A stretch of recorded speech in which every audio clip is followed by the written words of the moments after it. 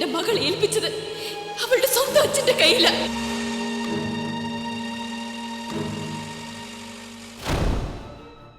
ഇനിയും ഇതുപോലുള്ള സമ്മാനങ്ങൾ സ്വീകരിച്ച് ഒരുപാട് ജന്മദിനങ്ങൾ ആഘോഷിക്കാൻ എന്റെ കുട്ടിക്ക് ഭാഗ്യമുണ്ടാവട്ടെ.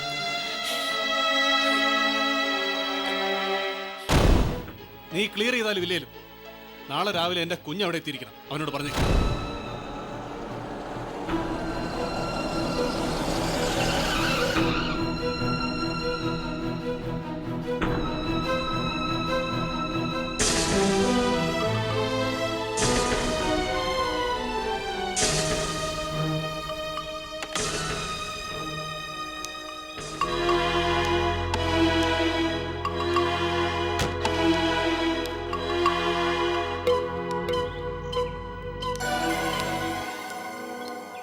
എന്റെ കർത്താവേ, ഇതാരായി വരുന്നു കുഞ്ഞ്? ഓ, എന്നാലും എന്റെ കുഞ്ഞ് ഇപ്പോഴെങ്കിലും ഒന്ന് വരാൻ തോന്നിയല്ലോ. തോന്നിയതല്ല, തോന്നിപ്പിച്ചതാ. ഈ വിട്ടിവേഷം അഴിച്ചു വെക്കാൻ സമയമായെന്ന് ദൈവമായിട്ട് എന്നെ തോന്നിപ്പിച്ചതാ. എന്നതാ കുഞ്ഞ്? കുഞ്ഞെന്തൊക്കെയാ പറയുന്നത്? പറയേണ്ടവരോട് കാര്യങ്ങൾ തുറന്നു പറയുന്നത് കേൾക്കുമ്പോ എൽദോയ്ക്ക് അത് മനസ്സിലായിക്കോളും. ജേഡിയുടെ വിളിക്കേ. വിളിക്കാനോ? അപ്പൊ കുഞ്ഞ് അതോട് കയറുന്നില്ലയോ? ഇല്ല, പറയാനുള്ളതൊക്കെ പറഞ്ഞു കഴിഞ്ഞാ എന്തായാലും ഇറങ്ങണ്ടേ. അപ്പൊ പിന്നെ കേറാതിരിക്കുന്നല്ലേ നല്ലത്. എന്റെ കർത്താവേ, കാറ്റ് കണ്ടപ്പോ കുളിരിനാന്നാ കരുതിയത്. ഇതിപ്പോ കൊടുങ്കാറ്റാന്നല്ലോ. ഏതൊരു കൊടുങ്കാറ്റിന് ശേഷവും ശാന്തതയുണ്ടാവും. അതിനുവേണ്ടി ഇതങ്ങ് സഹിച്ചേരെ. നാദിർ എന്ന ജേഡിയുടെ ബാധ്യത ഇതോടെ അവസാനിച്ചേക്കും. ഒന്ന് വിളിച്ചു തന്നാ മതി. ജേഡി സാർ ഇല്ല കുഞ്ഞ്. ജിഷ കൊച്ചിനെ തിരക്കി ഇറങ്ങിയേക്കുവാ. അതിനെ കാണാനില്ലെന്ന് കേട്ടേ പിന്നെ ഊണുമില്ല ഉറക്കവും ഇല്ല. ആകെ തകർന്നു പോയേക്കുക മനസ്സ്. ഇത്രയ്ക്ക് വിഷമം കാണുമെന്ന് ഞാൻ പ്രതീക്ഷിച്ചില്ല. ഞാൻ പ്രതീക്ഷിക്കാതെ പോയത് ഈ വഞ്ചനയാ. ഇല്ല കുഞ്ഞ്, ജിഷ കൊച്ചിനെ ഇവിടുന്ന് മാറ്റി താമസിപ്പിക്കാൻ ഹോസ്റ്റൽ വരെ ഏർപ്പാടാക്കിയതിന് ശേഷമാ കാണാതായ വിവരം അറിയുന്നത്. അല്ലാതെ കുഞ്ഞോട് പറഞ്ഞ വാക്ക് ജേഡി സാർ പാലിക്കാതിരുന്നിട്ടില്ല. പറഞ്ഞ വാക്ക് പാലിക്കുന്നെന്ന് എൽദോയെ ബോധ്യപ്പെടുത്തിയിട്ടുണ്ടാവാം. പക്ഷേ പറയാത്ത ഒരുപാട് വാക്കുകളുണ്ട്, സത്യങ്ങളുണ്ട്. അതറിഞ്ഞിട്ടാ ഞാൻ വരുന്നത്. എന്നെ പുല്ലുപോലെ വലിച്ചെറിഞ്ഞാലും ജിഷയെ ഒരു പോറല് പോലും ഏൽപ്പിക്കാതെ ജേഡി സംരക്ഷിക്കുമെന്ന പരമമായ സത്യം അറിഞ്ഞുകൊണ്ട്. അയ്യോ, എനിക്കൊന്നും മനസ്സിലാവുന്നില്ലല്ലോ കുഞ്ഞെ. വേണ്ട എൽദോ, ചില കാര്യങ്ങള് ഒരിക്കലും മനസ്സിലാവാതെ പോകുന്നത് തന്നെയാ നല്ലത്. പക്ഷെ ഞാൻ അറിഞ്ഞു പോയി. ഇനി എനിക്ക് പ്രതികരിക്കാതെ വയ്യ. അറുത്തു മാറ്റാനാവാത്ത ആത്മബന്ധങ്ങൾ ഉള്ളിൽ കൊണ്ടു നടന്നിട്ട് എന്തിനെന്നെ കൊണ്ട് അന്ധമായിട്ട് സ്നേഹിപ്പിച്ചു എന്ന് എനിക്ക് ചോദിക്കണം.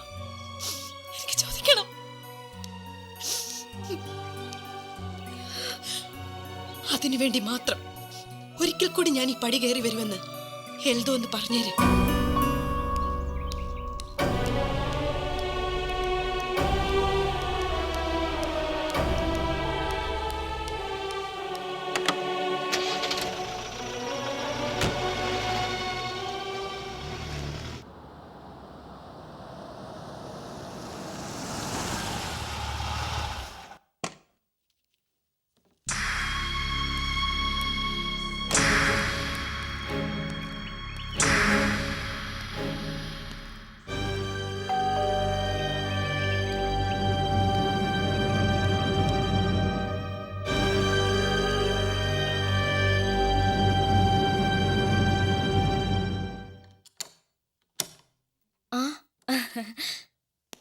നാദിർ ഇവിടെ ഇല്ലല്ലോ. ജിഷയുടെ അമ്മയെ കാണാൻ പോയിരിക്കുക. അമ്മച്ചിയുണ്ട്, ഞാൻ വിളിക്കാം. ആരാടി ഗ്ലാഡിസേ? ഓ, എന്നതാ കാര്യം? ഇന്നലെ ഞാൻ റോക്കി തിരക്കി വന്ന് നാദിറ പറഞ്ഞില്ലേ? ജിഷയെ ഞാൻ എന്ത് ചെയ്തു എന്നറിയാനല്ലേ? എന്റെ സാറേ, നേരെ വാ നേരെ പോന്നുള്ള ഇടപാടല്ലാതെ പിന്നീന്ന് കുത്തലും ഒളിപ്പിച്ചു വെക്കലും ഒന്നും റോക്കിയുടെ ശീലങ്ങളല്ല. പ്ലീസ്, ദയവായി ഞാൻ പറയുന്നത് കേൾക്ക്. ശരി, ഗ്ലാഡിസേ, നീ ചായ എടുക്ക്. വീട്ടിൽ കയറി വന്ന കാര്യം പറയുന്നവരെ തല്ലിയിറക്കുന്ന ശീലം ഞങ്ങൾക്കില്ല. ഇങ്ങോട്ടിരുന്ന് സംസാരിക്കാം. ഇരിക്കാൻ വന്നതല്ല, നമുക്ക് ഒരു കോംപ്രമൈസിലെത്താം. എൻ്റെ ഭാഗത്ത് എന്തെങ്കിലും തെറ്റുണ്ടായിട്ടുണ്ടെങ്കിൽ ഞാനതിന് ക്ഷമ ചോദിക്കാം. നാദിരയുടെ കാര്യത്തിൽ നിങ്ങൾ വയ്ക്കുന്ന ഏത് ഉപാധിയും ഞാൻ അംഗീകരിക്കാം. ജിഷയെ ഇനി വേണമെങ്കിൽ ഒരിക്കലും സംരക്ഷിക്കാതിരിക്കാം, സ്നേഹിക്കാതിരിക്കാം. പക്ഷേ അവളെ കാണാനില്ലെന്ന വാർത്ത മറ്റാരെങ്കിലും അറിയും മുമ്പ് എനിക്ക് അവളെ തിരിച്ചു തന്നേക്കണം.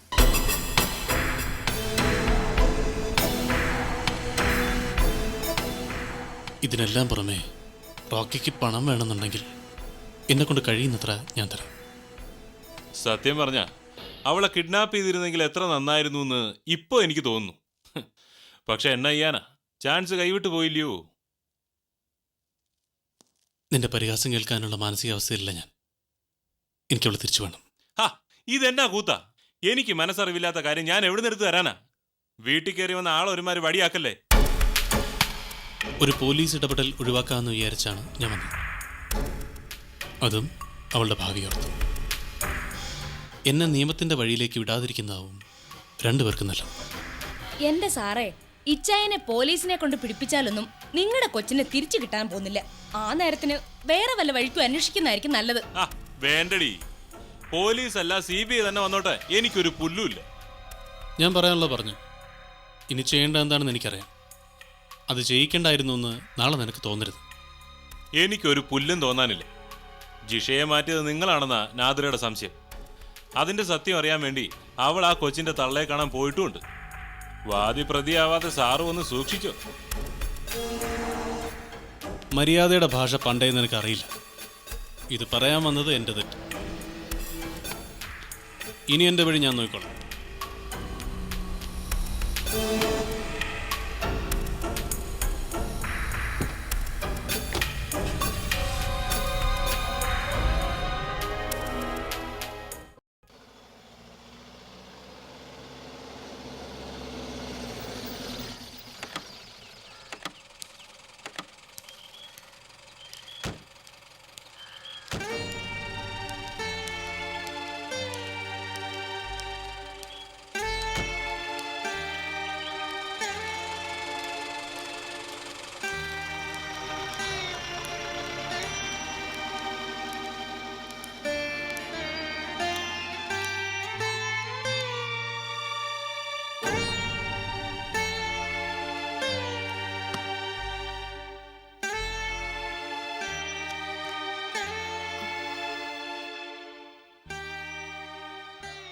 ഇപ്പോ എല്ലാ സത്യങ്ങളും ദേവേട്ടൻ അറിഞ്ഞു കാണും അല്ലേ എടുത്തി?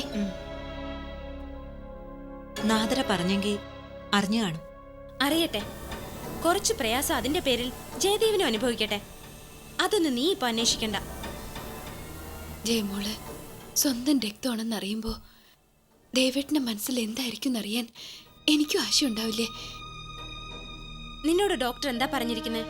ഇനിയും ഓരോന്ന് ആലോചിച്ച് മനസ്സ് വിഷമിപ്പിക്കാൻ പാടില്ല എന്നല്ലേ? ഒന്നും ഓർക്കാതെ നന്നായൊന്ന് ഉറങ്ങാൻ നോക്ക്. ഈ ക്ഷീണമൊക്കെ ഒന്ന് മാറട്ടെ.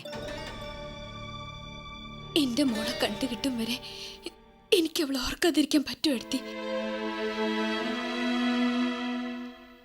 നീ എന്താ ഇങ്ങനെ? സുഖമില്ലാതായ അതിന്റെ മാതിരിക്കൊക്കെ നിന്നില്ലെങ്കിൽ അത് കൂടില്ലേ? ഇങ്ങനെ കുട്ടികളെ പോലെ ആവാതെ കൂടെ നിൽക്കുന്നവരുടെ വിഷമം കൂടെ നീ ഒന്ന് മനസ്സിലാക്ക്. നാദര വന്നുപോയ ശേഷമുള്ള നിന്റെ അവസ്ഥ കണ്ട് മണിയടുത്ത് എന്തുമാത്രം തീറ്റുന്നു നിനക്കറിയോ? എല്ലാവർക്കും ഞാനൊരു ബാധ്യതയായില്ലേ?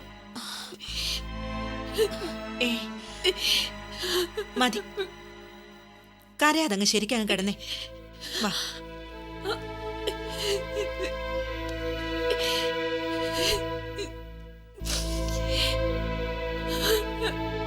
കരയാതെ.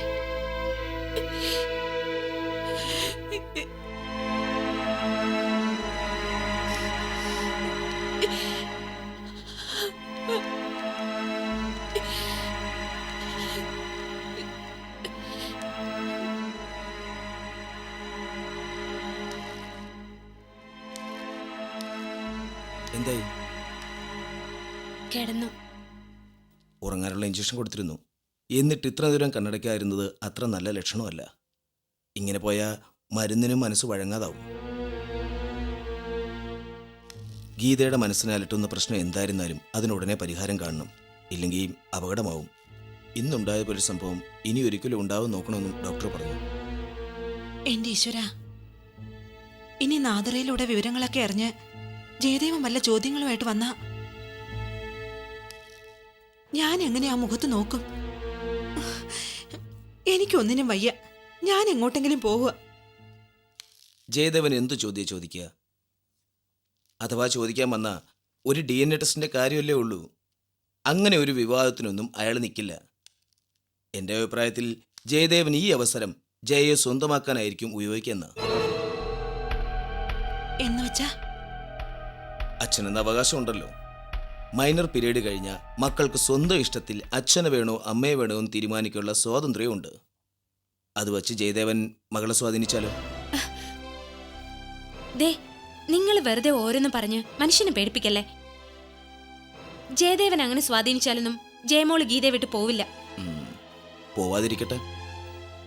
എന്തായാലും ഇനി നമ്മൾ ചെയ്യേണ്ട ഒരു കാര്യം എങ്ങനെയെങ്കിലും ജയയെ കണ്ടെത്തി ഇങ്ങോട്ട് കൂട്ടിക്കൊണ്ടു പോരില്ല. എന്നിട്ട് ജയദേവൻ മകളെ കാണണമെന്ന് പറഞ്ഞാൽ ഇവിടെ വന്ന് കണ്ടോളാൻ പറയാ.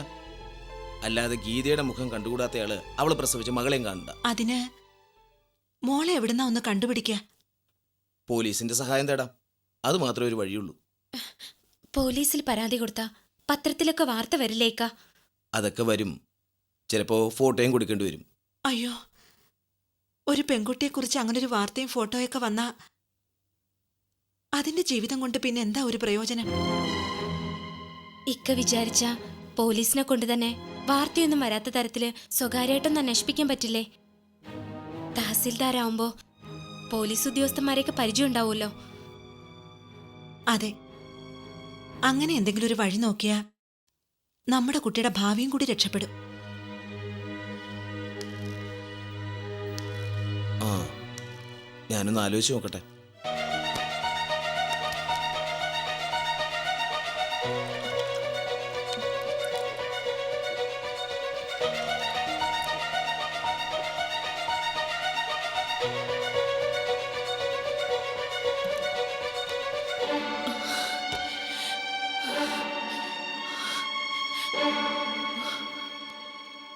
നീ വിഷമിക്കൊന്നും വേണ്ട. ജേഡി വന്ന കാര്യം ഞങ്ങൾ പറഞ്ഞില്ലേലും അമ്മച്ചി നിന്നോട് പറയും. അതുകൊണ്ടാ പിന്നെ ഞങ്ങൾ തന്നെ അങ്ങ് പറഞ്ഞേക്കാന്ന് വെച്ചു. അല്ലെങ്കിലും പറയാതിരുന്നിട്ട് എന്നതാ? ജേഡിയുടെ മനസ്സിലിരിപ്പ് എന്നതാണെന്ന് നാദരെ അറിയണ്ടായോ? അവളല്ലയോ അയാളുടെ കൂടെ ജീവിക്കേണ്ടത്? ജീവിക്കേണ്ടത് കൊള്ള, നല്ല ശിക്ഷയായി. നിനക്ക് വേറൊന്നും പറയാനില്ലോടി? ഇവളോടുള്ള ദേഷ്യവാ ജേഡി കുറച്ചു നേരത്തെ എന്നോട് കാണിച്ചത്. അപ്പോ പിന്നെ ഇവളെ എങ്ങാനും ഇനി കൈ കിട്ടിയാ അയാൾ എന്നാ ചെയ്യൂന്ന് കരുതിയേക്കുവാ. മതി. എന്നോടുള്ള ദേഷ്യം ജേഡി റോക്കി അങ്കിളിനോട് കാട്ടിയെന്ന് പറയണ്ട. അത് ശരിയല്ല. അങ്കിള് ജിഷയെ ഭീഷണിപ്പെടുത്തിയത് കൊണ്ട് മാത്രമാ ജിഷയുടെ കാര്യത്തില് ജേഡിക്ക് അങ്കിളിനെ സംശയം ഉണ്ടായത് ചോദ്യം ചെയ്തതും.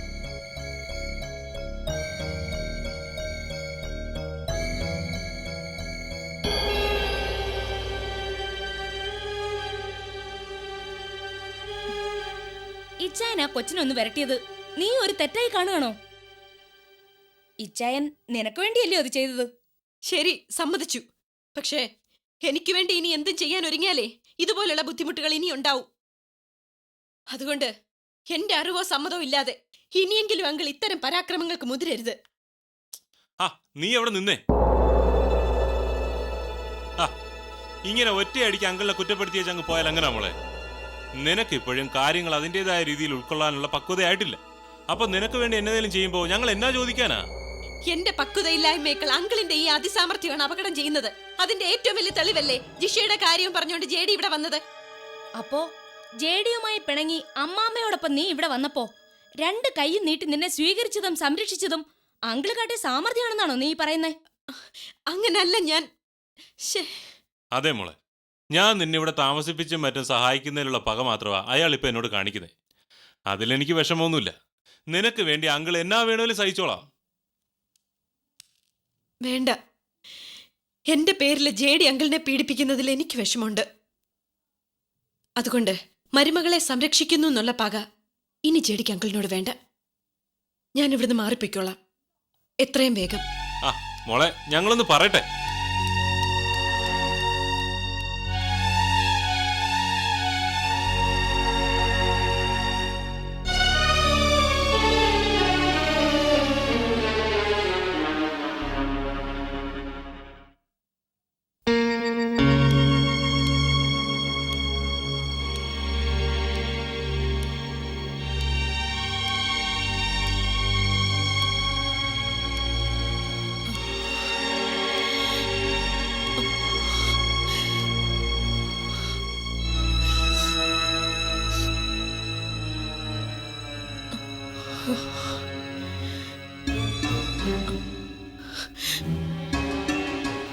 ആ, നീ വന്നോ?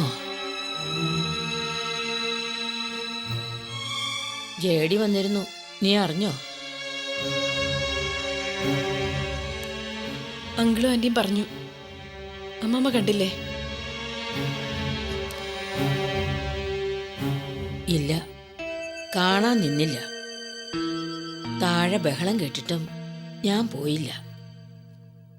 മുമ്പേ കണ്ട ഞാൻ വല്ലതും കടുപ്പിച്ചു പറഞ്ഞു പോവും. അയാളോട് മനസ്സ് അത്രയ്ക്ക് മടുത്തുപോയി മോളെ. എനിക്ക് നീ പോയിട്ടെന്തായി? ആ കൊച്ചിന്റെ അമ്മയെ കണ്ടോ? അവളും കൂടെ അറിഞ്ഞുകൊണ്ടുള്ള നാടകം തന്നെയാണോ ഇതൊക്കെ?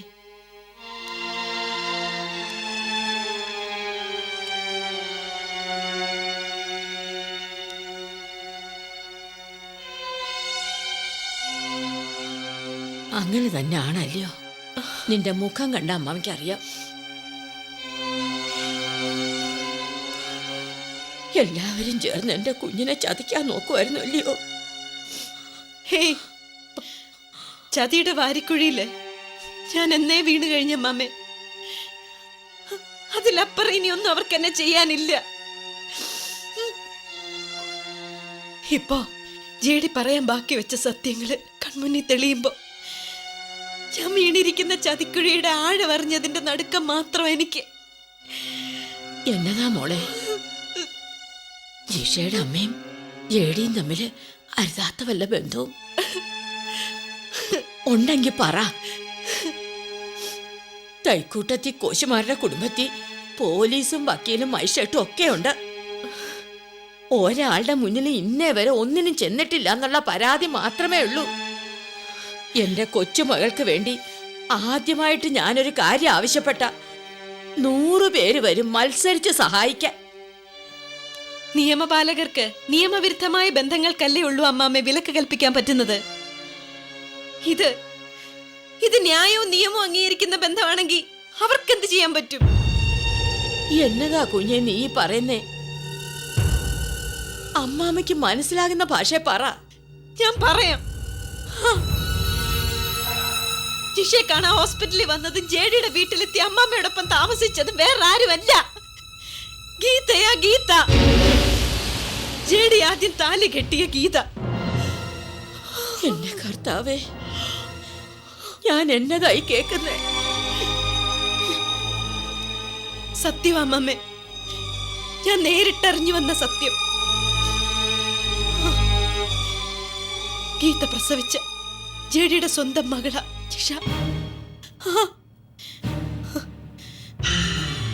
കഴിഞ്ഞതെല്ലാം മറന്ന് അവർ വീണ്ടും ഒരുമിക്കാൻ തീരുമാനിച്ചിട്ടുണ്ടെങ്കിൽ ആ ബന്ധം ആർക്കും തകർക്കാൻ പറ്റില്ല.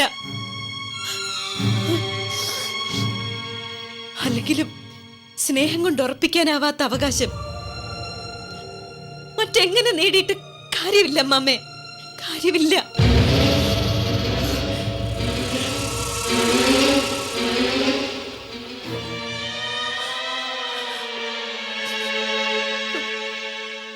ഇതൊക്കെ കാണാനും മാത്രം ഞാൻ എന്ത് തെറ്റാ ചെയ്തേ? സ്വന്തം മകളുടെ ജീവിതം കാണാനോ വിധി ഉണ്ടായില്ല. പ്രാർത്ഥിച്ചു നേടിയ ഈ ഭാഗ്യം നീ തന്നെ ഇല്ലാതാക്കുവാന്നോ?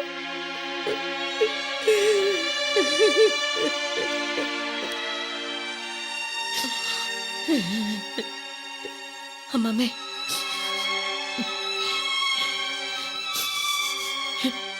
നിന്റെ അമ്മച്ചിയുടെ വിധി തന്നെ ആയിപ്പോയല്ലോ മോളെ നിനക്കും. ഇല്ല അമ്മാമേ, ഇല്ല. അമ്മച്ചി എന്നോട് പറഞ്ഞിട്ടുണ്ട്, പപ്പയെ മനസ്സിലാക്കുമ്പോഴേക്കും ഞാനെന്ന സത്യം ജന്മം എടുത്തു പോയത് കൊണ്ട് മാത്രമാണ് പിന്നീടെല്ലാം സഹിച്ചതെന്ന്. അതുപോലുള്ള അപകടത്തിലൊന്നും ഞാൻ എത്തിയിട്ടില്ലല്ലോ. അതുകൊണ്ട് ചതി അറിയാതെ മനസ്സ് കൊടുത്തുപോയതിന്റെ പേരില് സർവസഹയായിട്ട് ഈ ജന്മം തീർക്കേണ്ട കാര്യമൊന്നും എനിക്കില്ല. അത് ശരിയാ. സത്യങ്ങളൊക്കെ ഇപ്പോഴെങ്കിലും കണ്ണിന്റെ മുമ്പിൽ തെളിയിച്ചു തന്നതിന് കർത്താവിന് സ്തുതി പറയണം. മതി മോളെ, ഒരു പേക്കിനാവ് പോലെ കഴിഞ്ഞതൊക്കെ മറന്നേക്ക്. ഇനി അയാൾക്ക് അയാളുടെ വഴി, നിനക്ക് നിന്റെ വഴി.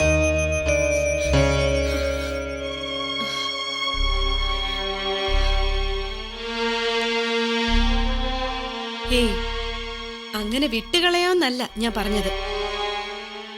ഞാൻ ഒഴിഞ്ഞു കൊടുത്തുകൊണ്ട് ജെഡിയുടെ കണക്കുകൂട്ടലുകൾക്ക് ശരിയുത്തരം കിട്ടാൻ പാടില്ല. എന്നെ തോൽപ്പിച്ചുകൊണ്ട് ആരും അങ്ങനെ പൂർണ്ണ വിജയം നേടുകയും വേണ്ട. അക്ഷരങ്ങളെ കത്തിച്ചു കളഞ്ഞ അഗ്നിയിൽ ഗീതയും കത്തി അമർന്നു എന്ന് പറഞ്ഞപ്പോ മനസ്സിൽ അപ്പോഴും മായാതെ നിന്ന ആ മകളെക്കുറിച്ച് എന്നോട് ജെഡി പറഞ്ഞില്ല. തിരിച്ചു ചെന്ന് എനിക്കത് പറയിപ്പിക്കണം. ഒരിക്കലും നിഷേധിക്കാൻ കഴിയാത്ത ആ രക്തബന്ധത്തിന്റെ കഥ മറച്ചു പിടിച്ചിട്ട് എന്നെ എന്തിനീ ഊരാക്കുടുക്കിലേക്ക് വലിച്ചഴിച്ചെന്ന് ഞാൻ ചോദിക്കാതെ തന്നെ എന്റെ മുന്നിൽ ഏറ്റു പറയിപ്പിക്കും ഞാൻ.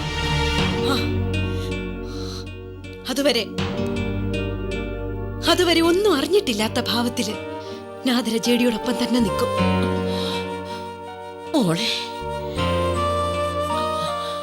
അതെ മാമേ, എന്നെ വിലക്കരുത്. പകയൊഴിഞ്ഞ മനസ്സുമായി എല്ലാം അവസാനിപ്പിച്ചിട്ട് അമ്മാമ്മയുടെ കൊച്ചുമകളായിട്ട് ഒരു ദിവസം ഞാൻ തിരിച്ചു വരും. അതുവരെ ഞാൻ പറഞ്ഞതൊന്നും റോക്കിയെങ്കിലും ആന്റിയും അറിയരുത്. അവരുടെ ഇതുവരെയുള്ള നീക്കങ്ങളില് എനിക്ക് ചില സംശയങ്ങളൊക്കെ ഉണ്ട് അമ്മാമ്മേ.